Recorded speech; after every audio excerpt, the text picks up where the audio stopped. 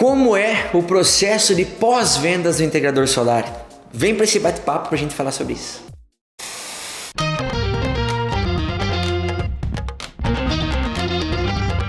Olá, integrador solar, seja bem-vindo a um bate-papo SolarView. E hoje nós vamos falar sobre o processo de pós-vendas do integrador solar, de uma maneira muito simples. E aqui eu já começo dizendo que existem inúmeras formas de desenhar o processo do integrador de forma mais resumida, de forma mais detalhada. O mais importante é conseguir encontrar uma forma que funcione para você. E é por isso que essa aqui que eu vou compartilhar, ela é relativamente simples. Para iniciar, o processo é natural que, assim como um produto, como qualquer produto digital ou físico, ele vai aperfeiçoando ao longo do tempo. O processo de pós-vendas do integrador solar pode ser resumido em 4 microprocessos, ou 4 subprocessos, que são esclarecer dúvidas, prevenir problemas, resolver problemas e gerar valor.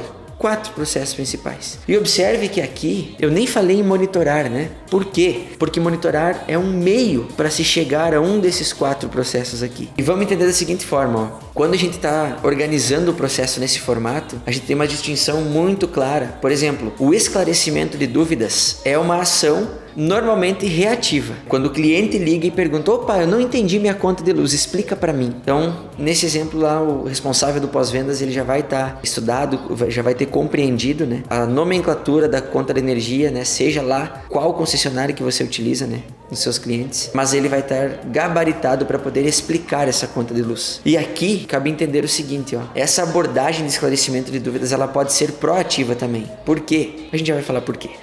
Mas vamos para o segundo processo aqui. O segundo processo é prevenir problemas. E a prevenção dos problemas está associada com a manutenção preventiva. Seja ela uma limpeza ou seja uma conferência da instalação. Às vezes um reaperto ali de cabo de conexões, uma vistoria nos cabos, nos conectores. Então, a manutenção preventiva tem a ver com prevenir, com evitar que o problema aconteça. Depois a gente vai para o terceiro processo, que é a manutenção corretiva. Resolver problemas está associado com a manutenção corretiva. É quando de fato aconteceu um problema, quando teve uma queda de energia, e aí a gente tem que ir lá, você tem que ir lá deslocar sua equipe aí para resolver um problema. Então esse é o quarto processo. E o quinto, que é gerar valor, é justamente para entregar aquela experiência boa, positiva, que vai fazer o cliente se encantar com o seu atendimento e naturalmente vai fomentar a indicação, aquele gatilho da reciprocidade, você entregando uma experiência muito positiva para ele e ele naturalmente sentindo vontade, aquele apego, aquele bem-querer pela marca, pelo seu serviço, pelo atendimento, que naturalmente vai culminar em uma indicação. Pois bem, uma vez que a gente está tratando desses 4 processos, é natural que principalmente as dúvidas, o problema preventivo, mas sobretudo o problema corretivo, que ele passe por uma etapa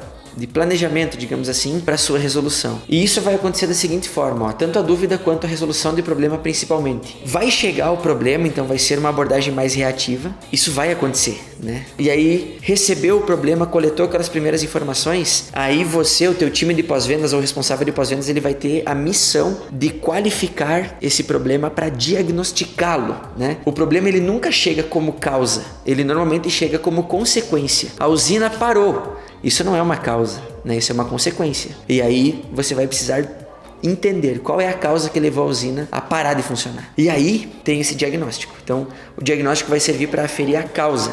Então, aferida a causa, a gente vai partir sim para a solução do problema. E aí, uma vez realizada a solução, a gente vai ter uma verificação que vai partir tanto de uma avaliação interna, quanto principalmente de uma avaliação externa. É o cliente que vai falar, sim, está resolvido. Ele vai dar esse aval final, porque se a solução não estiver clara na percepção do cliente, o problema não foi resolvido. Então isso é muito importante. Por mais tecnicamente, e é claro que a equipe de pós-vendas vai ter essa autonomia para falar, já identifiquei a causa e agora está resolvido. Porém, é muito importante que venha a próxima pergunta, que é: ok, você percebeu, Você viu que foi resolvido? Então o cliente dando esse aval, fechou, Naturalmente é importante que haja uma avaliação do atendimento, uma avaliação da resolução. E aí sim, há 2 etapas muito importantes, Após essa avaliação e antes da conclusão do chamado, deve haver o registro desse problema. Porque esse problema, a causa que gerou determinada consequência e principalmente a forma de resolver o problema, ela deve ser documentada, porque vai entrar no hall de conhecimento seu, do integrador solar, para que numa próxima vez, uma próxima ocorrência, já esteja ali documentado e seja mais ágil a solução. Então basicamente é isso. Essa é uma forma muito simples de estruturar o processo integrador solar em 4 passos: esclarecer dúvidas, prevenir problemas, resolver problemas e gerar valor. E aqui, por fim, o gerar valor é a etapa mais proativa, né? E ela acontece sim com o auxílio de ferramentas, né? A central de monitoramento SolarView